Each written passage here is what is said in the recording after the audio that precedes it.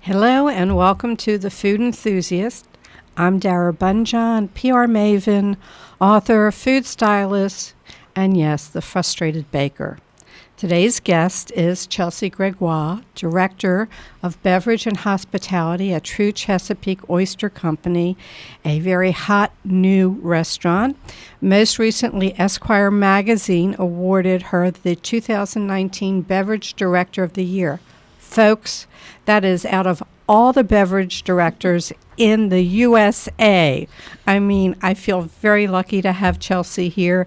And let me rattle off some more titles. Baltimore Magazine's Best Bartender, Baltimore Business Journal's 40 Under 40, 2019 Eaters Young Gun. Now, you are just back from New Orleans. Business or pleasure? A little bit of both. It's always nice after opening a restaurant to get away for a couple days and not be in the restaurant when you're there 24/7. But well, I hear you just came in last night and they're having terrible weather down there. I was going to ask you, did you have a hurricane? But I meant the drink. I didn't mean you had a storm. It was a pretty bad storm. I didn't have a hurricane, but I did have a couple Sazeracs. So. Well, that's stayed good. On brand. And you were down there supporting some of our other female chefs. Yeah, absolutely. So my friends Ashton Berry and Sarah Hill started a conference last year called Resistance Served, which focuses on the contribution of people of color to food and beverage and the hospitality industry.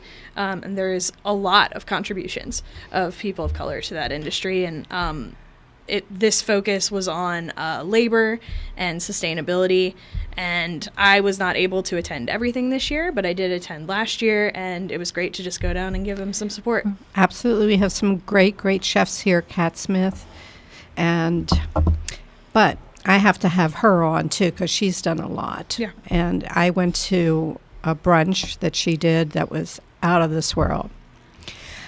Now, it isn't just spirits and wine and beer. It's also coffee, tea, and food pairings that permeate your hospitality CV.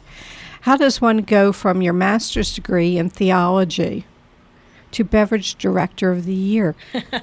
It's been a weird, winding road of a journey. But if you think about theology and the study of God and, the higher powers that we all ascribe to and live our life by, it's in the same way, you're building community with other people, but you're doing the same thing in a restaurant. You're creating a place where people can gather, where they feel comfortable, where they can have a good time and they can relax, or they can lament, or whatever they want to do. Well, we all know the story about people telling their woes to the bartender. Absolutely. And that bartender is, awesome. They always have the right answers for whatever those woes might be and know what to do when it's celebratory. When we first met, you were setting up Ida B's beverage program, and then you did the top side at the Hotel Revival. Now you're at the hottest restaurant, great reviews, the True Chesapeake Oyster Company. Now, they're on Clipper Mill Road. Yes. And I'm calling Clipper Mill Road the new restaurant row because we have 4 very diverse and interesting restaurants. And True Chesapeake, the building, it took a long time. Tell us a little bit about what's gone into fixing up the old mill and more about True Chesapeake. Sure. Well, True Chesapeake is kind of just the beginning for Whitehall Mill, which is very exciting. And I think it's just the beginning for this new restaurant row as well. There's a lot happening here. There's a lot coming in. There's a lot to come. But for us, I know that our designer, Kate Giese, really wanted to pay homage to the building, what it was, its history. Didn't want to, overhaul it, slap a bunch of drywall up. Really wanted to highlight a lot of the things that the building already had to contribute. And I think when you come into the True Chesapeake space, you really see that. You know, you see the beams, you see the exposed brick, you see the elements that have been there for hundreds of years, and you also see a little bit of something new, a breath of fresh air into the space. The globes that they have, because it's a very high ceiling, and it's bi-level. Yes. You come in, and the bar and the raw bar is there, and that bar is made of oyster shells. Am I correct? Our oyster shells That's that right. we sent down to get put into the bar top. And the menu, the food is by Zach Mills, who we all know from Wit and Wisdom down at Four Seasons. He was with Michael Mina's restaurant, Wit and Wisdom. And it took a long time. I would see on Facebook that Zach was posting. And the tie-in with the local True Chesapeake Oyster people. Can you tell me more about that collaboration? Sure. So you have Patrick, who started the oyster farm, and then I think everyone in the city knows Nick Shaman, the jovial, bearded wonder behind the local oyster. Okay. And they met because Nick was shucking oysters over here on the avenue in Hamden, and he started shucking some of Patrick's oysters, and then right around the same time, Chef Zach started buying True Chesapeake oysters to serve at Wit and Wisdom. And so they all had this kind of relationship, and when things started to change over at Wit and Wisdom, and Chef announced that he was leaving, and Wit and Wisdom was leaving, and I think it all was just kind of this perfect timing where everybody was able to come together and collaborate, and I feel really fortunate to have known Nick and Chef Zach for quite a few years, and when they told me about the project, I was immediately excited and enthusiastic, and I just thought it was great. It's a great collaboration. All the stars aligned on that. You know, Absolutely. I was there for the opening, and I look at the menu, and yes, folks, there are oysters, but there's much more on the menu. How do you determine, what would you say is the best thing to drink with a raw oyster? I think it's whatever you want to pair with it, but I think something with a little bit of minerality always goes really nicely. Something maybe with a little bit of acid always goes really nicely. And it also depends how your oyster's prepared, how you dress your oyster. If you're putting just a squeeze of fresh lemon on your oyster, then maybe you want to go more in the minerality direction instead of adding more acid, right? What would be minerality? I mean, you get a crisp white wine from France, like a Muscadet. Nice minerality. It's just from the soils. It's got great balance. It's bright, but not too bright. It's got a nice roundness at the finish. Really lovely. And a lot of people who serve wine will say that Muscadet is always a great pairing for oysters. Well, that's always on the sweet side too. A little bit. I think it's more of a perceived sweetness because of the roundness of it. But it's still very crisp. It's got, that almost chalky minerality to it that really just provides a great background. I'm paying attention. We're getting some notes here. Jonathan Oleski, I hope I'm pronouncing his name right. He'll let me know if I did it wrong. He's looking forward to enjoying the new restaurant. I've heard great things. Congrats. I see my friend Jeff and Marissa are both watching, so I hope they'll send in their questions. Thanks, Jonathan. We hope to see you soon. You will.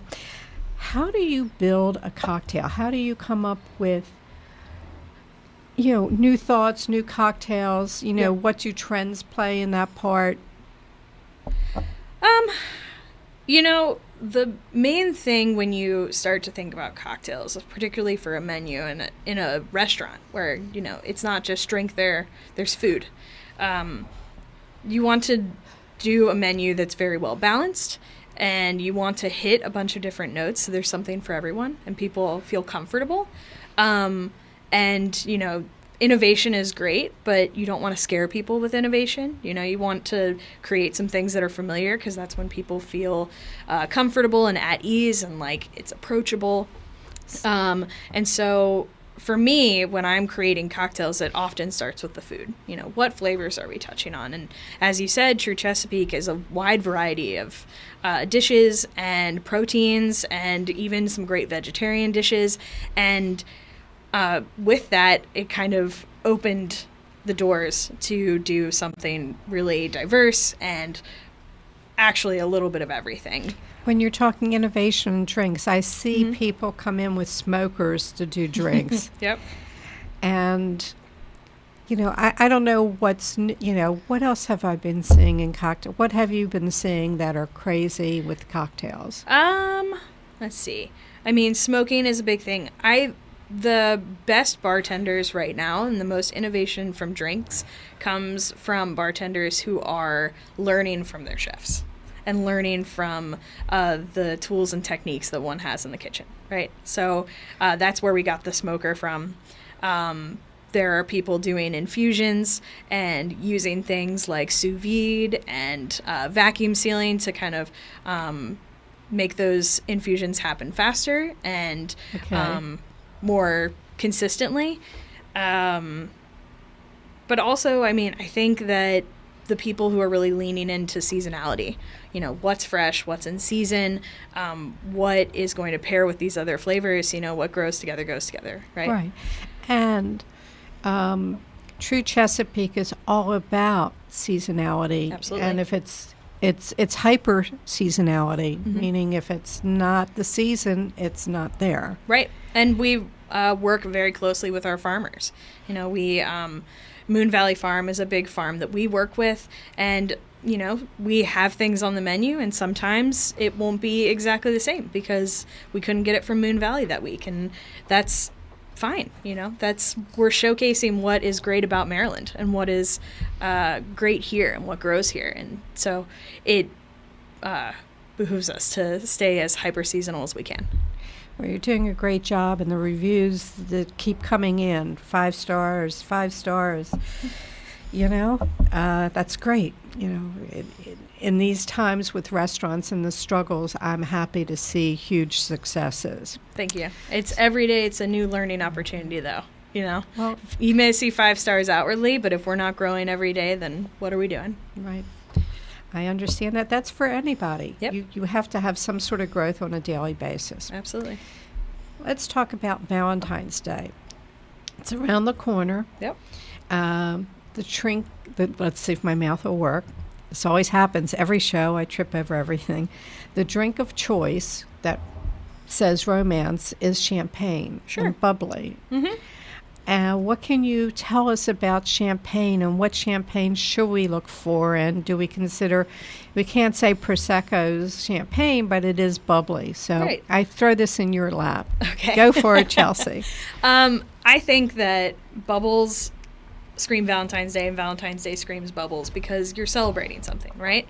You're celebrating love, you're celebrating a relationship, you're celebrating your friendships. And so something about that effervescence and like the energizing, like bubbly mouthfeel and the flavors and the acidity and the crispness of it, it's just, it all inspires you to celebrate, inspires you to have fun. And sure, it's also romantic to, have the nice little flute and the bubbles and cross the hands and try to do that. I would probably spill it all down the front of me, but oh yeah, I don't try things that require coordination. I stick to what I'm good at. But yeah, I mean, champagne, prosecco, cava, however you want to do it, it doesn't matter. And I think that what's great about sparkling wine in general is that there's something for every price point. You can come in at $10, you can come in at $1,000, and it's whatever you feel comfortable with and whatever speaks to your occasion, and it's not prohibitive in that way. Right. There's a celebration for everyone. Well, champagne's good for all kinds of celebrations. Absolutely. But I always think of that strawberry because strawberries sort of have that heart shape, and that's sort of that perfect thing. And for me, just make it a chocolate-covered strawberry, and that's even better. Absolutely. So what are we doing at True Chesapeake for Valentine's Day? Are we doing a special menu? Is it prefix, or is it a la carte? We're doing a la carte. The books are already very full for Valentine's Day weekend, but I would encourage, and this is something that I wanted to do, because, Valentine's Day, the cynic in me says it's just by Hallmark to sell cards, right? We should be celebrating the people we love every day. And I think Valentine's Day is a great opportunity to go out with your friends, let them know that you love them, let them know that you appreciate them in your life. And so for parties that are larger than 2 people, not that we don't want to celebrate those couples that have been together and love each other and want to celebrate their romance together, I think that, Valentine's Day and love is about something bigger. And so if people come in with their friends, like, I want to get you a glass of some pink bubbles and some oysters on me, and just come in and enjoy each other and enjoy each other's company, celebrate each other. Well, that should be every day, but it isn't always. My friend Jeffrey says if the restaurant, when he comes up, he knows that he wants to go there with me, and he thinks you're very articulate. We're in for a deliciously good time. Love me some oysters. So that's from Jeffrey. Awesome. Marissa's saying bubbles and potato chips, yay or nay? Absolutely. To that pair. 100%. Just bubbles go with everything, but the bubbles and fried chicken, bubbles and potato chips, bubbles and caviar, something with a little bit of salt, just sings every time. Well, I think Jeffrey's up here. Let's see. He says, how about bubbles with poutine? Okay. Okay. Go for it. Go for it. Yeah. Okay. So we know what we're doing for Valentine's Day, and that overlaps. We're going into the Oscars. Mm-hmm. So one of the things that I did want to point out at True Chesapeake come this Sunday is if you're finally launching into your brunch menu, and you have special brunch cocktails. Yeah. So back to kind of, you want to make people feel comfortable. You don't want to create cocktails that are, not everybody's comfortable with a new adventure, right? So Chef and I have always said from the beginning, working together on this project, is that we don't just do chicken. We don't just do oysters. We don't just do, and I took that to heart for our brunch cocktails. So it says mimosa, but it's not just a mimosa. We add a little bit of local limoncello to some fresh squeezed orange juice and bump up that citrus, but also just add something a little extra, Yeah, that sounds good. Yeah. We're doing a non-alcoholic spritz as well for people who are avoiding alcohol or would like to just enjoy something celebratory with their brunch, because a brand called Giffard, they make a lot of liqueurs, a lot of flavored liqueurs. They do apricot and pineapple and banana and lots of fun things, but they also do a non-alcoholic aperitif syrup, which tastes like non-alcoholic Campari. So or non-alcoholic Aperol. So you can have a non-alcoholic Aperol spritz. We put a little bit of hibiscus in there. It's lots of fun. Well, I like mocktails. As we were talking before, I'm not a big drinker. Sure. And of late, I've been into tequila, and we're going to get into that. As I said, I don't drink anything brown. No bourbon, no scotch, no whiskey. I have a question for you about tequila. Tequila, mezcal, and pulque? Mm-hmm. Okay, what are sort of the differences? So, all tequila is mezcal, not all mezcal is tequila. We'll start there. Explain that. Okay. So, mezcal is kind of an umbrella term for all spirits made from the agave plant. And for mezcal, you can use any variety of agave. You can use a variety of different processes. It can come from anywhere in Mexico. So that's mezcal as an overall category. And when we think of mezcal, we think of the stuff that comes from Oaxaca. It has a little bit of smokiness to it. And it's not what we think of when we think of tequila, which tequila has to come from a very specific part of Mexico. It has to use a specific agave and is typically less smoky and is typically what we know and love from maybe our college days or now that we're learning other brands besides Jose Cuervo. We get to explore really the nuances of agave and the process of baking that agave and allowing it to kind of roast and caramelize and create this really beautiful spirit. Pulque is a milky, like beer kind of substance that and beverage that comes from the agave plant as well, using more of the fibers, and that's going to be lower in alcohol. Okay. We were talking mocktails. Yes. Okay. And now I see this we just finished dry January. Mm-hmm. And you were saying very few people came in. I mean, I think that, overall, dry January has become gradually more and more of a thing. But I still see a lot of people out there not observing dry January or occasionally cheating on dry January to have a fun cocktail. But, the thing right now is making sure that people who don't want to imbibe, who don't want to drink alcohol, have the option to do so and have something other than like a glorified lemonade to enjoy. Or a Shirley Temple. Right. Or a Shirley Temple, yeah. So doing something a little bit more creative, something that tastes like a cocktail but isn't a cocktail, right? Right. And that's working with the vinegars and things of that nature. I love vinegar. I go to the fancy food show and I drink the vinegars. I like them. I almost forgot we were talking about brunch at True Chesapeake. That starts, is it only going to be on Sundays or it's Saturday? Just Sunday to start. And what are our hours?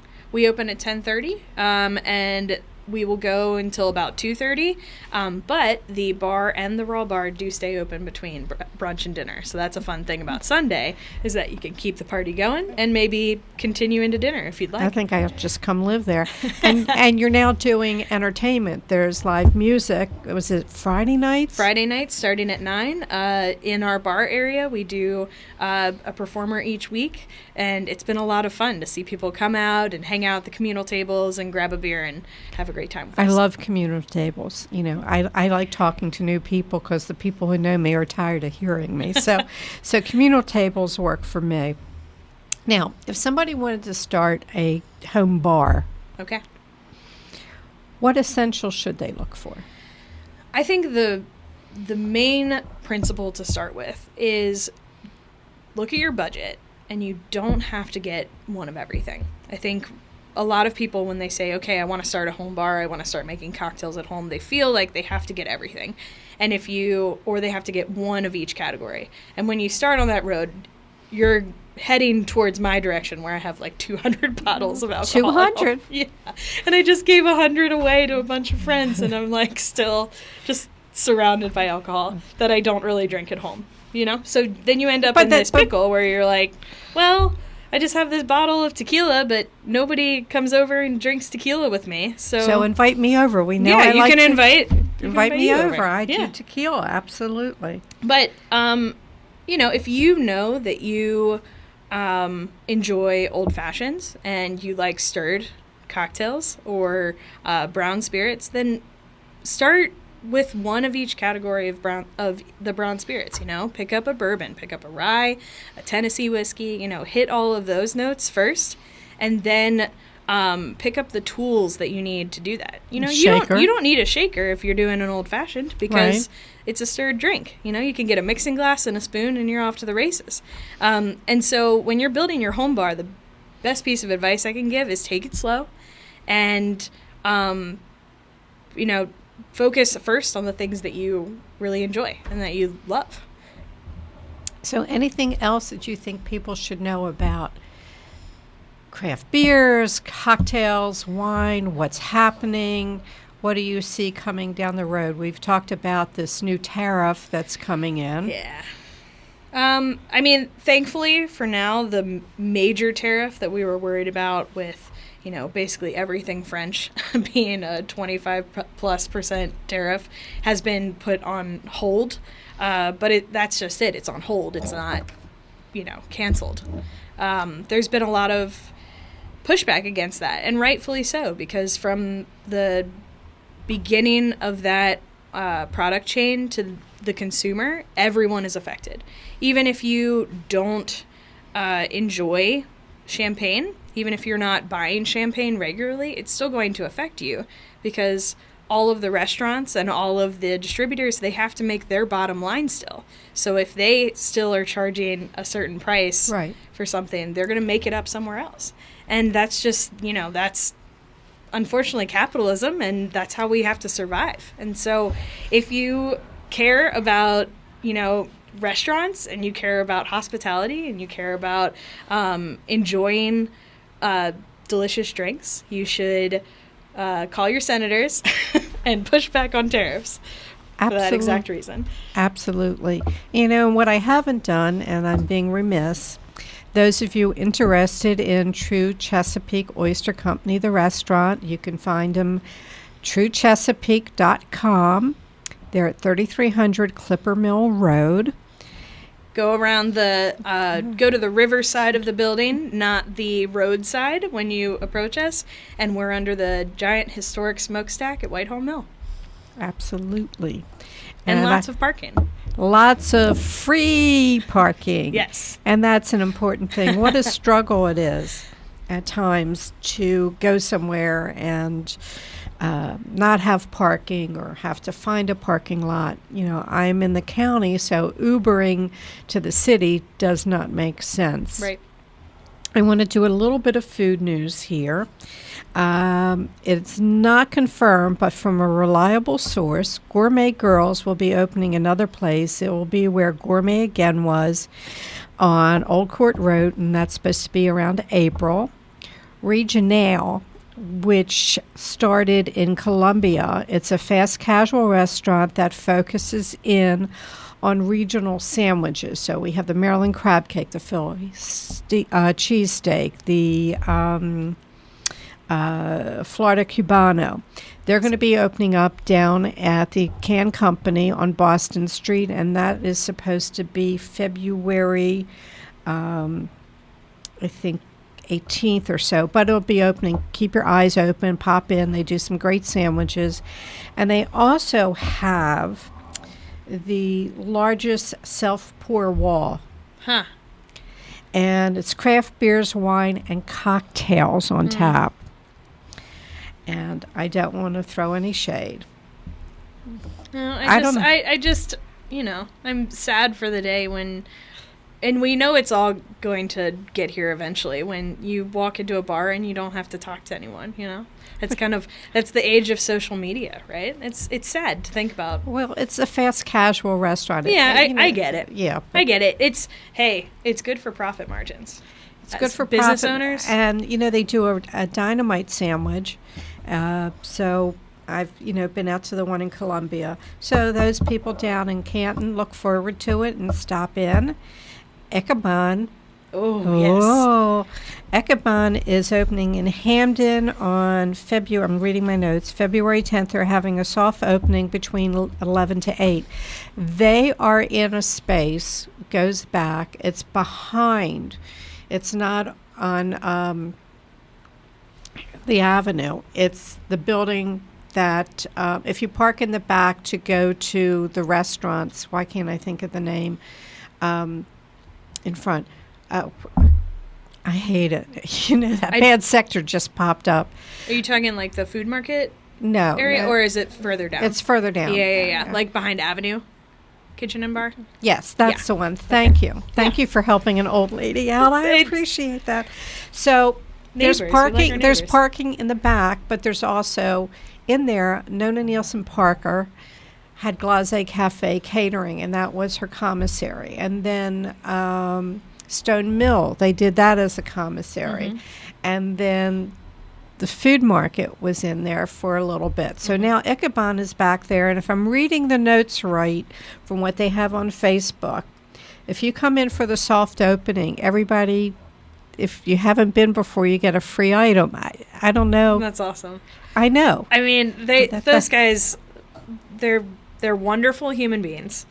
They really care about food, and they care about the people who walk through their doors. Like, everybody should be supporting Ichabod. That's just hands down. So for me, it's great because you have parking back there, yes. Number one. Number two, their food, it's a cross-culture. It's creative and it's fun. Yep. And they do a lot of pop-ups. And they do a lot for the community, too. So Look for that. Ecabon is opening on February 10th in Hamden. Am I missing anything? Okay. Something different for Valentine's Day. Soda Soper Restaurant on Monday, February 10th is doing a Children's Valentine's Day. I believe this is their third year. And they bring in face painters, and they bring in balloon artists, and the kids have a special children's menu, and they're doing seatings between 5 to 5:45, and it ends at 7 p.m. So it's all about the kids. You can call Soda Sopra Inc. SodaSopraInc.com, their webpage. You want to check it out.